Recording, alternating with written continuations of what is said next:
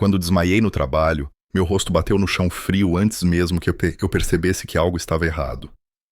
Os médicos ligaram para meus pais. Eles nunca apareceram. 3 dias depois, ainda conectado a máquinas, meu celular acendeu, não com preocupação, não com amor, mas com uma notificação. Minha irmã tinha me marcado em uma foto. Dia em família, sem o drama. Fiquei encarando os rostos sorridentes deles enquanto o monitor contava as batidas do meu coração, o mesmo coração que eles esqueceram que existia. Eu não disse uma palavra. E quando finalmente tive força suficiente para me sentar, encontrei 74 chamadas perdidas e uma mensagem de texto do meu pai que dizia: "Precisamos de você. Atenda imediatamente." Naquele momento, algo dentro de mim se quebrou de forma limpa, como um fio arrebentando no escuro. Sem pensar 2 vezes, eu tomei uma decisão. Antes de compartilhar minha história, quero saber se você está aqui comigo. Apenas diga: "Estou ouvindo", nos comentários, ou me diga onde você está. Adoro saber até onde minha história chega. Às vezes, até a menor conexão pode fazer uma história se sentir ouvida. Obrigado. E agora, aqui está minha história. E se você quiser ficar comigo pelo resto desta jornada, por favor, considere se inscrever. Meu nome é Caio Mendes, e esta é a verdade que guardei dentro de mim por tempo demais. Sempre disse a mim mesmo que as manhãs não me incomodavam, mas isso não era verdade. Não realmente. Não quando elas começavam às 2012 da manhã, com uma xícara de café preto queimado na mão e o zumbido dos servidores vibrando nos meus ossos. A sala era fria, do jeito que as máquinas são frias, impessoal, metálica, um pouco honesta demais. Eu tinha me acostumado com isso, o cheiro de ozônio, as luzes de LED listrando meu rosto em azul e branco, o silêncio de um escritório vazio onde eu era sempre, sem falha, o último a ficar. Todos os outros tinham ido para casa horas atrás, suas cadeiras ainda viradas para as portas, como se esperassem voltar, mas nunca voltavam. Era só eu, os logs preenchendo linha após linha, e o entendimento silencioso de que se eu não mantivesse as coisas funcionando, tudo desmoronaria. Essa era a história da minha vida, de qualquer maneira. Eu continuava trabalhando porque parar significava decepcionar alguém. Na Horizonte, esse alguém geralmente era minha equipe, meu gerente, ou toda a infraestrutura de servidores de uma empresa grande demais para falhar. Em casa, era minha família. Sabrina com seu estilo de vida de influenciadora, João com seus prazos de aluguel, minha mãe, Lígia, com suas constantes emergências. Quando a primeira vibração zumbiu no meu bolso, eu já sabia que não seria um amigo, vendo como eu estava. Nunca era. Sabrina. Ei, pode me mandar a transferência para o ensaio do patrocinador de amanhã? Eles querem o depósito adiantado. João. Mano, aluguel vence amanhã. Pode mandar hoje à noite? Mãe. Vão cortar a luz. Por favor, ajude. 3 mensagens. 3 pequenas exigências formando uma dor pesada no meu peito. O brilho da tela iluminava minhas mãos enquanto eu digitava a mesma palavra que sempre digitava. Ok. Apenas isso. Sem perguntas, sem hesitação. A memória muscular da conformidade. Cada vez que eu apertava enviar, sentia um pedaço de mim ficar quieto, como se minhas próprias necessidades estivessem carregando em algum lugar muito longe para abrir. Os alarmes na sala de servidores me trouxeram de volta. Eduardo apareceu na porta, com seu laptop debaixo do braço e um olhar que dizia: "Tudo agora é sua responsabilidade." "Caio, preciso do seu pet agora. Estamos atrasados." Claro que estávamos atrasados, o que significava que eu estava atrasado. Ele não ficou para ajudar. Ele nunca ficava. No momento em que ele saiu, os alarmes continuaram apitando. O calor dos servidores aumentou e senti uma pulsação fraca na minha têmpora que acompanhava a luz de erro piscando. Disse a mim mesmo que podia aguentar. Eu sempre aguentei. Mesmo enquanto meus dedos tremiam levemente sobre o teclado, mesmo enquanto os diagramas, na minha tela, se duplicavam por um segundo, mesmo quando alguém deixou um copo meio vazio de café frio ao meu lado, sem dizer uma palavra, eu inspirei, expirei, digitei, rodei de novo, apliquei o patch, reiniciei. Produtividade como sobrevivência, silêncio como lealdade. Às 10 daquela noite, o ar na sala parecia espesso como lã. Minhas costas doíam, meu peito apertava, e a única coisa me mantendo de pé era a velha mentira. Só termina isso hoje à noite. Chequei meu celular novamente. Outra mensagem da Sabrina. Pode cobrir meu aluguel, prometo. Devolvo no mês que vem. A mesma promessa do mesmo remetente, todo mês, por anos. Digitei. Claro, apaguei. Digitei. Não posso. Apaguei. Digitei. Não. Apaguei também. Meu polegar pairou por um momento que pareceu uma hora antes de eu finalmente me render e escrever a única resposta que eu tinha permissão para dar. Ok. No momento em que apertei enviar, algo dentro de mim falhou. Uma batida do coração pulada. Uma dormência nas pontas dos dedos. Um zumbido no chão que não pertencia às máquinas. A sala de servidores inclinou. O teto piscou acima de mim. E a última coisa que me lembro foi a superfície fria subindo para encontrar meu rosto. Ouvi alguém gritar meu nome, uma cadeira arrastando, alarme se sobrepondo em pânico. Então, nada além de escuridão. Eu desmaiei, e o mundo escorregou para um silêncio. Nem as máquinas conseguiam preencher. A luz me atingiu primeiro. Muito nítida, muito limpa, muito branca. Então o cheiro antisséptico. Então o bip constante de algo contando minha existência. Quando abri meus olhos, o teto não era da sala de servidores. Era de um hospital. Por um segundo, não tive certeza de qual era pior. Um médico se inclinou sobre mim, voz calma, do jeito que as pessoas falam quando estão dando notícias sobre as quais esperam que você não entre em pânico. Ele disse as palavras: evento cardíaco, exaustão extrema, e você teve sorte que seu colega agiu rápido. Sorte. A palavra doeu mais do que o soro no meu braço. Sorte não deveria ser a única coisa mantendo um homem de 30 anos vivo. Fiz a única pergunta que importava. Vocês conseguiram falar com minha família? Uma enfermeira balançou a cabeça gentilmente. Ligamos para seus pais. Ninguém atendeu. Senti algo afundar dentro de mim.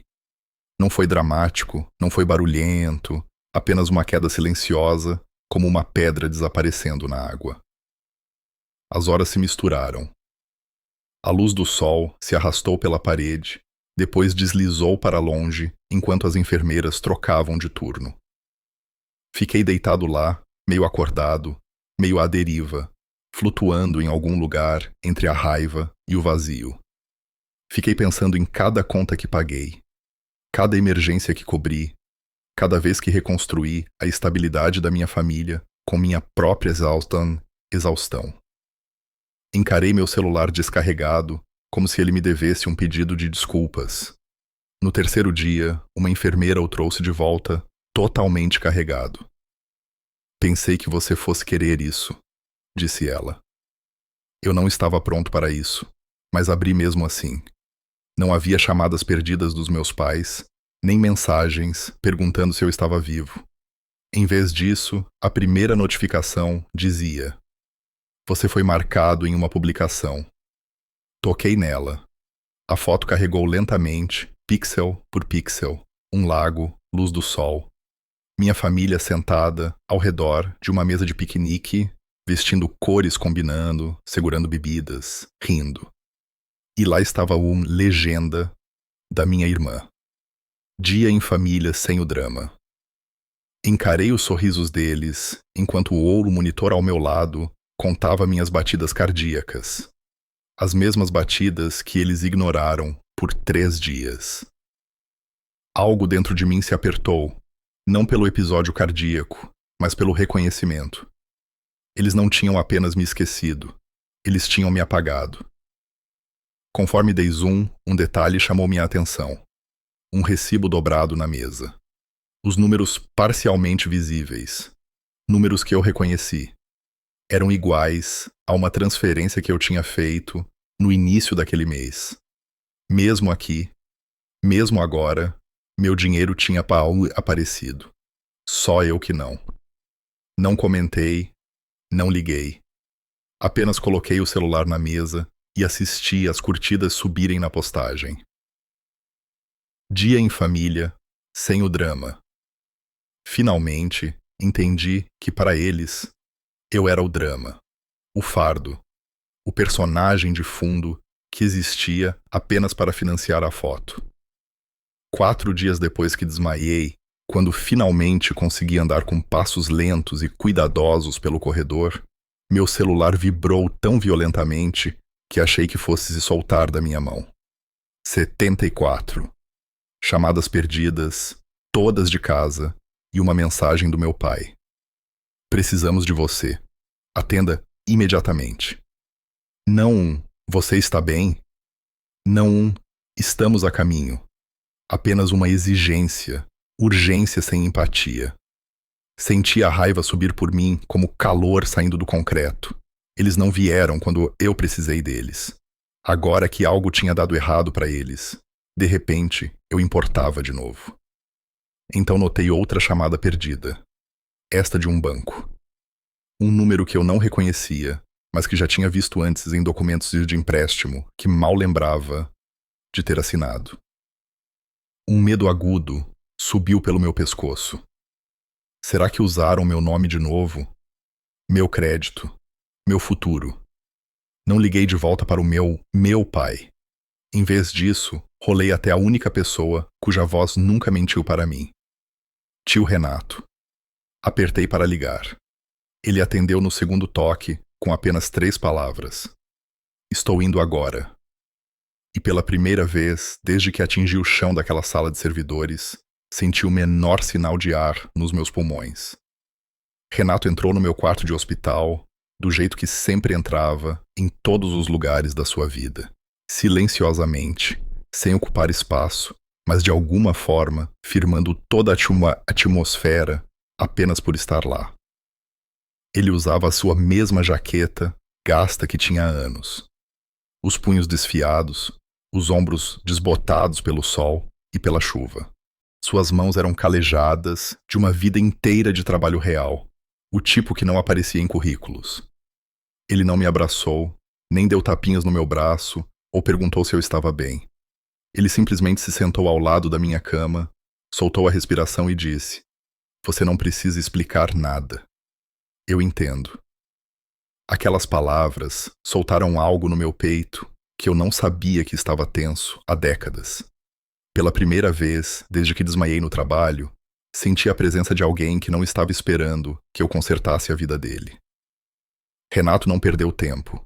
Pediu meu celular, meu laptop, senhas, acesso aos meus e-mails e aplicativos bancários. Não houve julgamento, nem surpresa, apenas uma crença firme de que, o que quer que estivéssemos prestes a encontrar, nós lidaríamos com isso. Entreguei tudo, envergonhado pela facilidade com que obedeci, mas verdadeiramente aliviado por deixar outra pessoa acima ao assumir o volante por uma vez. Juntos, puxamos 6 meses de extratos. Os números preencheram a tela em linhas intermináveis. Transferências rotuladas como ajuda, aluguel, empréstimo. Só neste mês.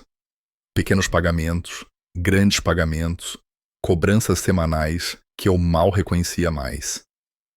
Renato rolou por cada linha com um dedo firme, cantarolando baixinho do jeito que costumava fazer quando equilibrava suas contas em casa.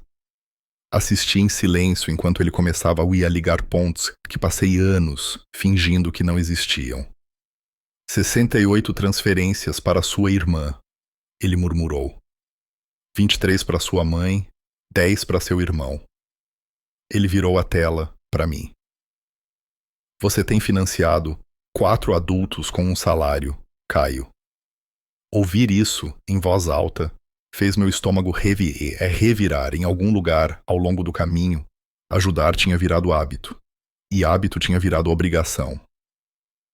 Eu nem sabia quando a mudança aconteceu. Cavamos mais fundo. Renato abriu uma pasta que eu não lembrava de ter criado. Um documento digital rotulado Documentação de Hipoteca. Dentro, havia um contrato entre um banco e uma assinatura. Mendes. Exceto que a assinatura não era minha. Não exatamente.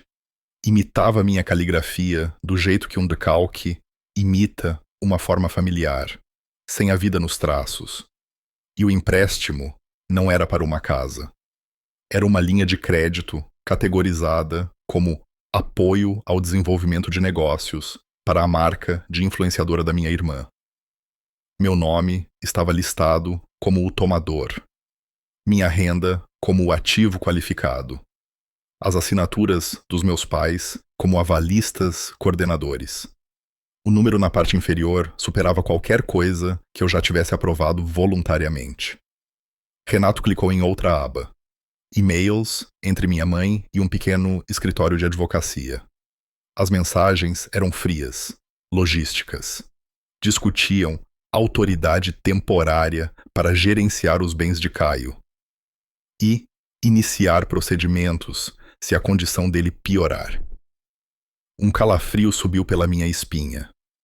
Passei anos acreditando que estava ajudando minha família a sobreviver.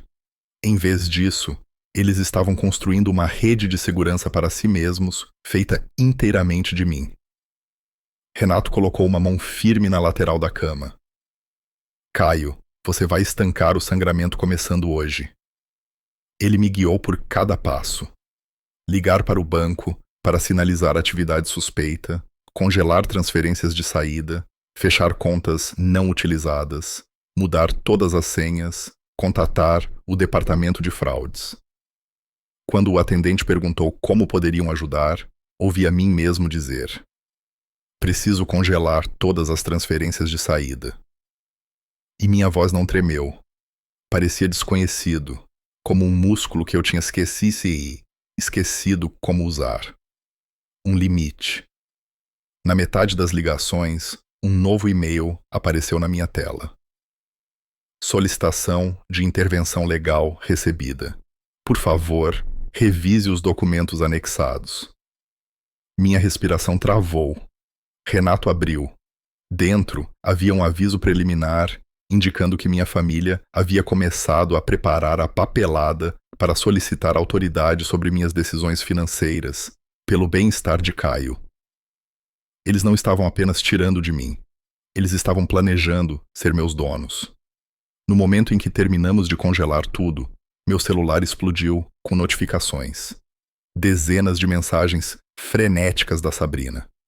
O que você está fazendo? Conserta isso agora. Se você não mandar a transferência, vou perder o contrato. João escreveu que o proprietário estava ameaçando o despejo.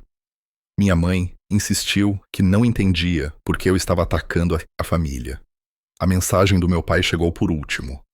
Você fez uma bagunça. Conserte. Então outra da Sabrina. Se você arruinar tudo, as consequências não serão pequenas. Nenhuma mensagem perguntou como estava meu coração, como estava minha respiração, se eu estava vivo. Recostei-me nos travesseiros, estranhamente calmo, mais leve, com a mente mais clara.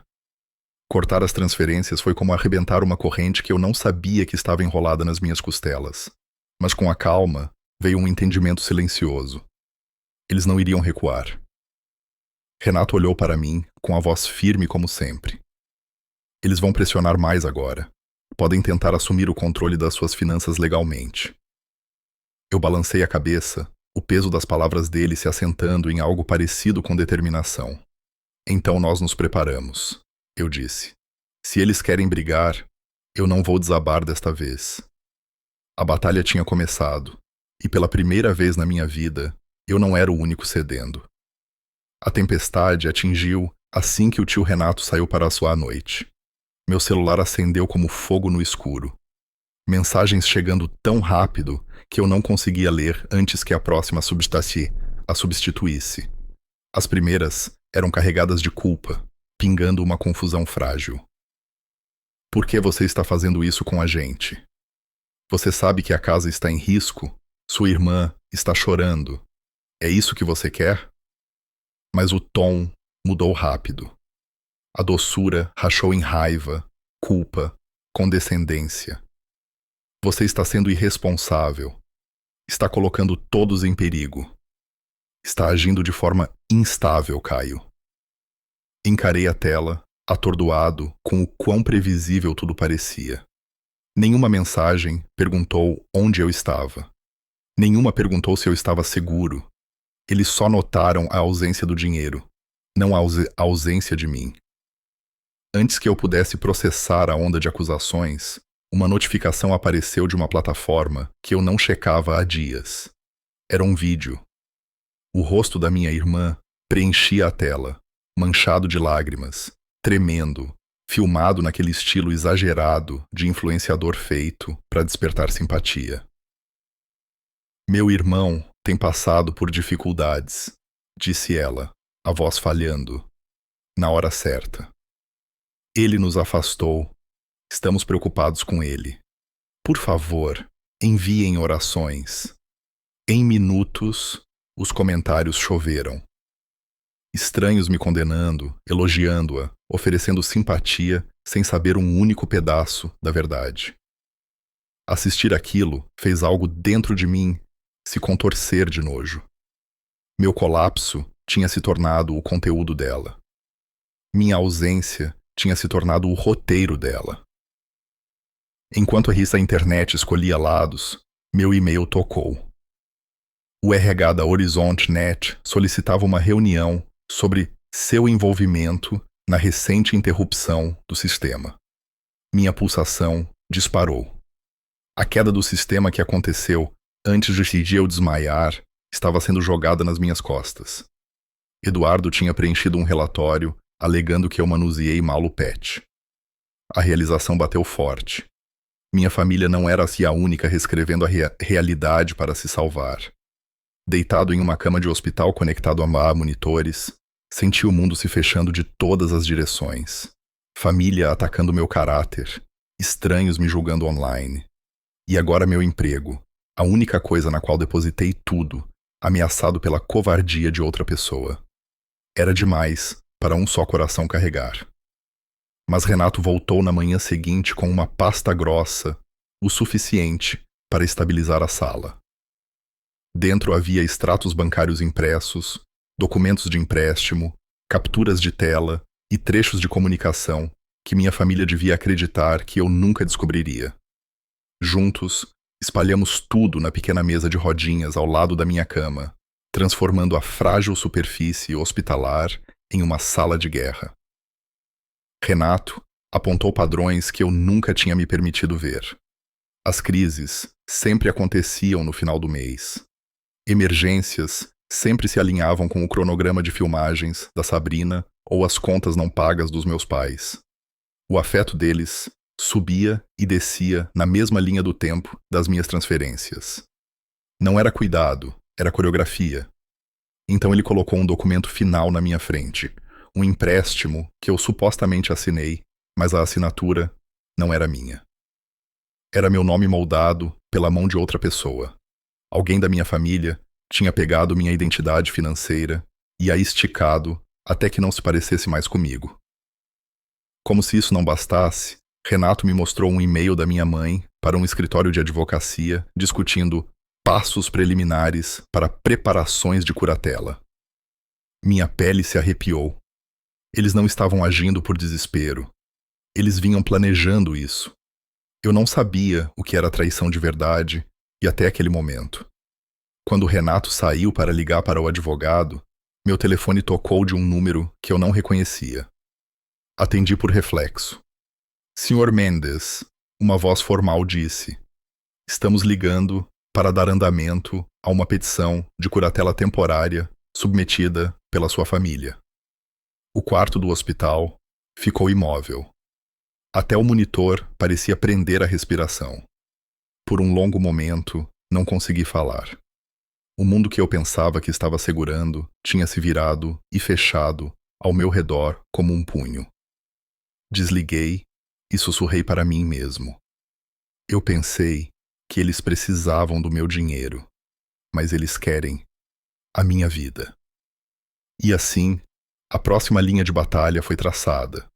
Na manhã seguinte à ligação sobre a curatela, acordei com um e-mail da Horizonte solicitando uma reunião imediata com o RH. Mesmo antes de abrir, um pavor oculto se instalou no meu estômago. Eu sabia que o Eduardo não perderia a chance de se proteger, mesmo que isso significasse me empurrar ainda mais para baixo enquanto eu ainda estava preso a fios hospitalares. A chamada conectou com um tom monótono. O RH estava sentado em um pequeno escritório com paredes neutras, do tipo feito para parecer calmo, mas nunca conseguindo. Eduardo estava ao lado deles, braços cruzados, já se inclinando em uma postura de autoridade que ele não tinha conquistado. Eles foram direto ao ponto. Caio, revisamos o relatório da interrupção. Parece que você manuseou mal o patch, o que levou à queda do sistema. Senti algo frio me firmar. Sem desviar o olhar, puxei os logs que o Renato me ajudou a salvar. Isso mostra que o Eduardo me atribuiu o patch às 2h47 da manhã, fora do horário regular de turno, e insistiu que eu completasse sem suporte. Ampliei os carimbos de data e hora, destaquei as trilhas de comando e apontei para o momento exato em que o sistema falhou. 10 minutos depois que o Eduardo forçou uma mudança que ele não deveria ter autorizado. O RH franziu a testa, mas não contestou. Em vez disso, mudaram a conversa para minha exposição online e a situação pública sensível envolvendo minha família. Eles não disseram abertamente, mas eu entendi.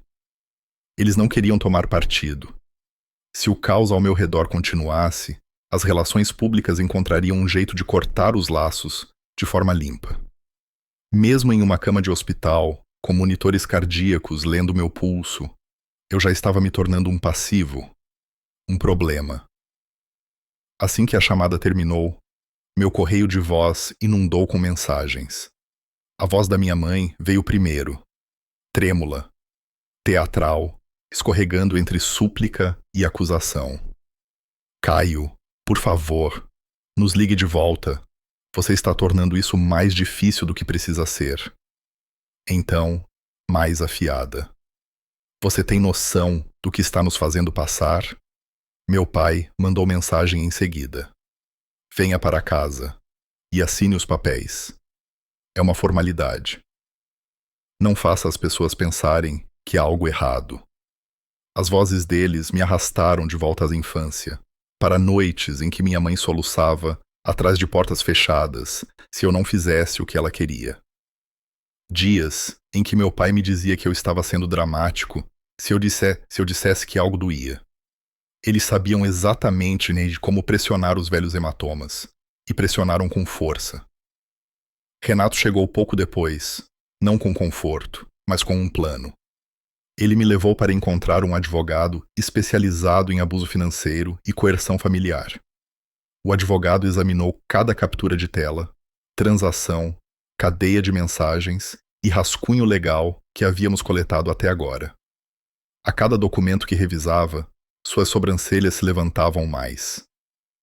Se isso for para o tribunal, disse ele, sua família precisará explicar por que estavam em um resort durante sua hospitalização.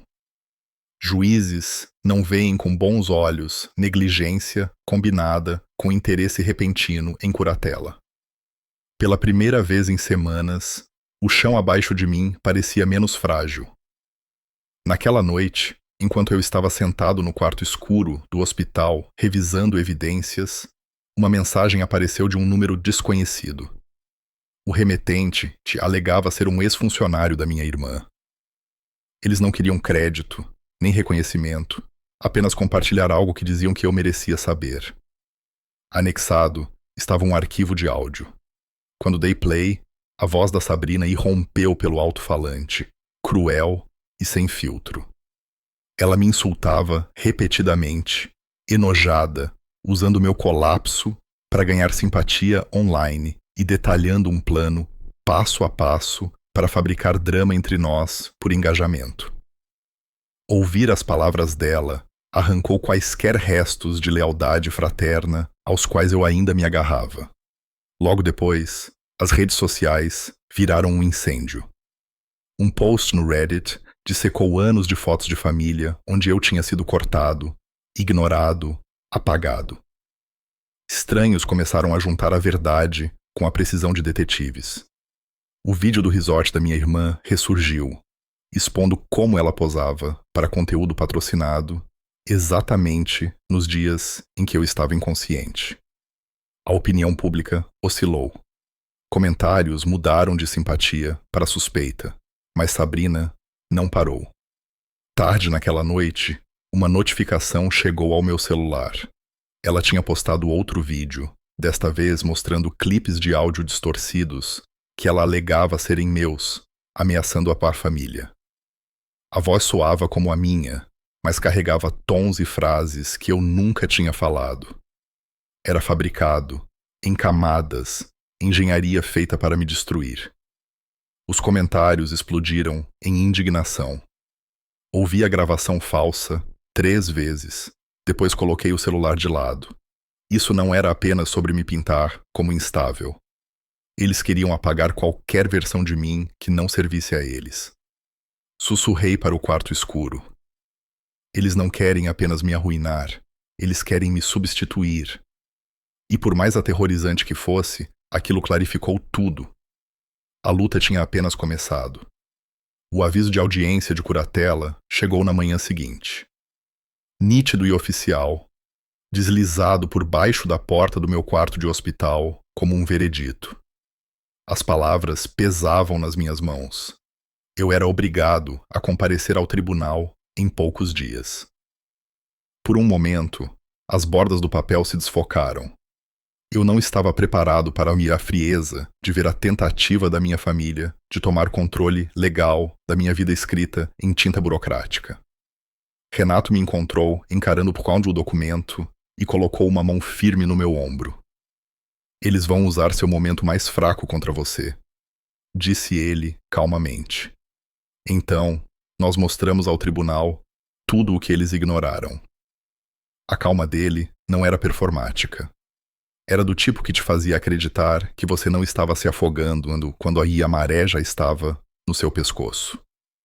No escritório do advogado, montamos uma linha do tempo completa.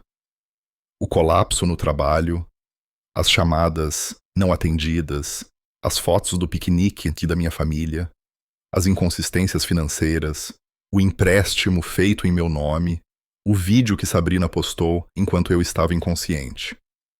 Cada peça formava um padrão mais claro do que eu jamais havia me permitido ver. Então, o advogado apontou para um detalhe que eu tinha perdido no meu prontuário hospitalar. Uma nota dos socorristas afirmando que nenhum membro da família retornou às chamadas por 72 horas. Aquela linha sozinha minava toda a narrativa de preocupação dos meus pais. Enquanto isso, meu pai apareceu em um segmento de TV local. Ele falava seriamente para a câmera sobre como eu tinha me tornado retraído, como a família estava preocupada com minha segurança, como eles só queriam ajudar. Vê-lo se transformar em um pai compreensivo para uma audiência que não sabia. A verdade me encheu de uma raiva silenciosa. Ele nunca tinha falado tão gentilmente comigo em particular.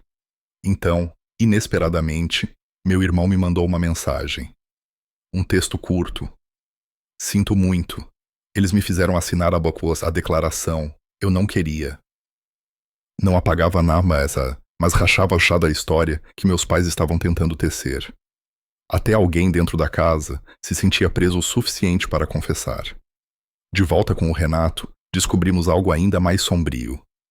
A digitalização do grande empréstimo, supostamente assinado por mim, coincidia com uma versão da minha assinatura de um documento escolar antigo que meus pais guardaram.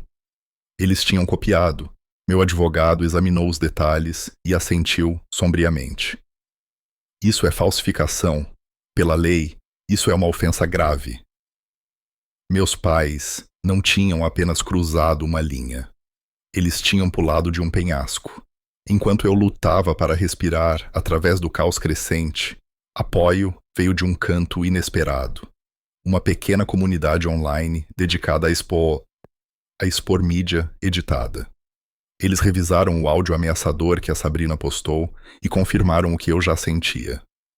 Tinha sido alterado, montado a partir de fragmentos de clipes de voz antigos, depois modulado para soar irritado e instável. A análise pública deles ganhou tração, e de repente as pessoas começaram a questionar os motivos dela. Mais tarde, naquela noite, Renato chegou com um envelope pardo grosso o suficiente para remodelar a energia da sala. Dentro estavam e-mails entre meus pais e um escritório de advocacia diferente, escrito semanas antes do meu colapso.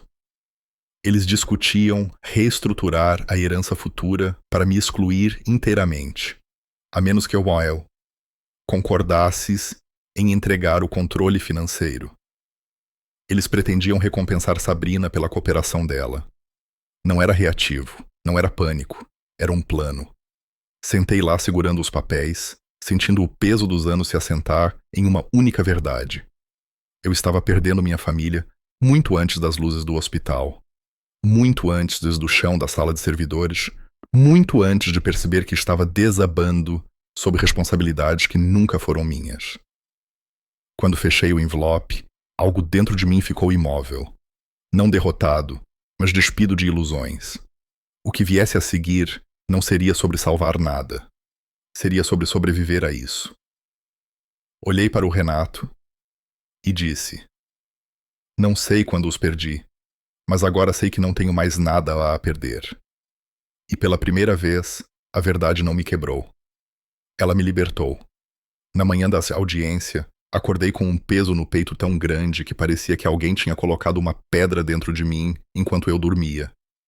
Pela primeira vez na vida, eu não veria minha família como família. Eu iria encará-los como oponentes do outro lado de um tribunal. Renato sentou-se à minha frente, na cozinha do hospital, mãos em volta de uma caneca da qual não bebia. Hoje não é sobre dinheiro, disse ele calmamente.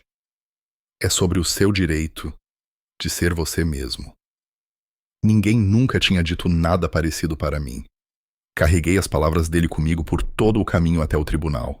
Os corredores estavam cheios, preenchidos com o cheiro rançoso de papel e desinfetante, o eco fraco de passos batendo no mármore. Minha mão roçou o metal frio da porta do tribunal e, por um segundo, o frio penetrou nos meus ossos. Lá dentro, a família Mendes estava do lado oposto do corredor. Lígia apertava lenços dramaticamente, os olhos já vermelhos. Duarte usava um terno polido, a imagem de um patriarca respeitável. Sabrina abaixava a cabeça apenas o suficiente para parecer frágil. E João mantinha o olhar baixo, incapaz de encontrar o meu. Observando-os, percebi que eles tinham ensaiado esse momento do jeito que atores ensaiam uma cena. Eles se fizeram de vítimas minha vida inteira. Hoje era apenas um palco maior. A juíza começou deixando-os falar primeiro. Meu pai explicou ao tribunal que eu tinha me tornado instável, obcecado pelo trabalho, afastado da família e incapaz de gerenciar minhas finanças. Lígia enxugou lágrimas e falou sobre temer pela minha segurança. Sabrina alegou que não conseguia dormir à noite preocupada comigo. Então eles apresentaram uma série de mensagens alteradas que me retratavam como hostil. A juíza passou os olhos por elas, com as sobrancelhas franzidas. Sentado ali, senti uma estranha sensação de estar sendo apagado e reescrito enquanto ainda respirava, como se estivessem apresentando uma versão de mim que nunca existiu. esperando que o tribunal aceitasse como verdade. Então foi nossa vez. Meu advogado se levantou e começou submetendo meus registros médicos, incluindo a linha que dizia: nenhum membro da família retornou às chamadas por 3 dias. A juíza leu silenciosamente, e o clima na sala mudou. Em seguida, vieram os extratos mostrando os anos de transferências que fiz para sustentar cada pessoa parada à minha frente. Renato deslizou para frente o arquivo de áudio da Sabrina, me menosprezando e delineando como ela usaria nosso conflito familiar para aumentar suas métricas de engajamento. Ela deu um pulo, gritando que a gravação era falsa. A juíza a silenciou com uma mão levantada. Sua imagem cuidadosamente construída começou a desmoronar. Renato, então, apresentou a cópia original da minha assinatura ao lado da versão forjada no documento de empréstimo. O advogado explicou as divergências forenses e a expressão da juíza endureceu ainda mais. Meu advogado leu em voz alta um e-mail da minha mãe discutindo como, se a curatela fosse concedida, meus bens poderiam ser gerenciados por Sabrina, para o benefício da família. Cada palavra atingiu a sala como um martelo. Quando finalmente chegou minha vez de falar, levantei-me com os hematomas do soro ainda frescos no braço e disse a verdade do começo ao fim. As noites em claro, o dinheiro enviado, sem questionar, o silêncio da minha família quando desmaiei, a foto para a qual posaram enquanto eu estava inconsciente. Não estou lutando contra eles porque os odeio, eu disse. Estou lutando porque cansei de ser tratado como um contra-cheque em vez de uma pessoa. Algo rachou no silêncio que se seguiu. Então João se levantou. A voz dele tremia. Eles me fizeram mentir, disse ele. O Caio não estava instável. Ele não era perigoso. Eles me disseram para assinar qualquer coisa que nos ajudasse a manter o dinheiro chegando. A confissão dele pairou no ar como fumaça. Meu pai tentou puxá-lo para baixo, mas João se afastou. Quando a juíza finalmente deu a sentença, sua voz foi firme. O tribunal não encontrou fundamentos para a curatela e notou sinais claros de manipulação, abuso financeiro e evidências fabricadas. A petição foi negada imediatamente. Minha família congelou. Lígia cobriu a boca. Sabrina olhou fixamente para frente como se recusasse a ver o que estava acontecendo. O maxilar de Duarte travou, a atuação escorregando de seu rosto. Para mim, a sentença não foi um triunfo. Foi liberdade forrada com luto. Enquanto Renato e eu saíamos para a rua tarde ensolarada, um homem de jaqueta escura se aproximou de nós. Ele me entregou um envelope lacrado, apresentou-se como sendo da unidade de crimes financeiros e disse que estavam abrindo um caso a respeito das irregularidades nos documentos de empréstimo dos Mendes. Abri o envelope e li as palavras, sentindo minha pulsação se estabilizar em algo novo. A batalha no tribunal tinha acabado, mas a história não estava terminada. Eu tinha mais uma verdade para encarar antes de poder ir embora. Nos dias após a audiência, as consequências atingiram minha família como um telhado desabando. As parcerias de influenciadora da Sabrina desapareceram quase da noite para o dia, à medida que as marcas retiravam seus nomes das páginas dela. Vídeos antigos ressurgiram, editados junto com as imagens do resort, expondo a hipocrisia dela. As sessões de comentários se encheram de pessoas perguntando por que ela festejava enquanto o irmão estava inconsciente. Duarte foi sinalizado por múltiplas firmas. O acesso dele a certas contas de investimento foi suspenso, aguardando revisão da documentação forjada. O círculo online da Lígia se voltou contra ela conforme capturas de tela das mensagens vazavam. A imagem construída deles, anos em formação, se partiu sob o peso de suas próprias mentiras. Enquanto isso, a Horizonte me chamou para uma conversa final. O RH reconheceu o erro do Eduardo e admitiu que os logs provavam que eu não era responsável pela interrupção, mas também disseram que a atenção pública em torno do meu caso os deixava desconfortáveis. Eles queriam um corte limpo. Pela primeira vez, não discuti. Pedi demissão, sentindo algo próximo ao alívio se espalhar por mim. Eu tinha vivido minha vida inteira tentando ser indispensável para todos. Deixar ir parecia respirar um ar que eu não sabia que estava sentindo falta. Renato e eu arquivamos o último conjunto de documentos juntos. Uma ordem formal de restrição contra meus pais e irmãos. Assinei meu nome com a mão firme, a tinta penetrando na página como um encerramento. Então assinei, abrindo mão de qualquer reivindicação à herança deles. Eu não queria um único laço sobrando que me prendesse ao caos no qual cresci. Quando o papel final foi carimbado, senti-me mais leve do que nunca. Renato sugeriu que saíssemos de São Paulo por um tempo. Então, fiz uma única mala, peguei meu laptop e o segui para a Serra da Mantiqueira. Alugamos uma pequena cabana escondida entre pinheiros altos e o ar quieto da montanha. O silêncio não era vazio. Era curativo. Toda manhã, o vento roçava o telhado como um sussurro.